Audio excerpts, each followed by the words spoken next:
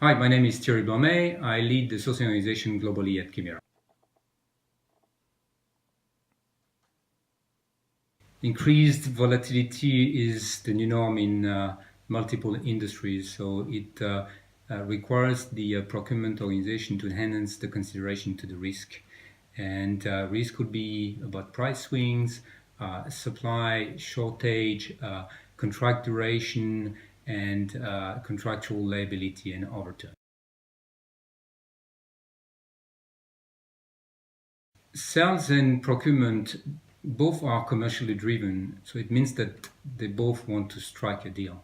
But they want to strike a deal in a different perspective. The sales want to strike a deal more from an opportunity capturing, and the procurement more from a risk mitigation point of view.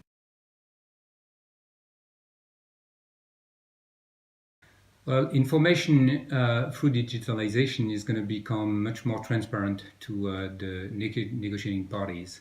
It means that it will force the negotiating parties to focus on value creation more than on arguing about the market dynamics and facts behind their own interest.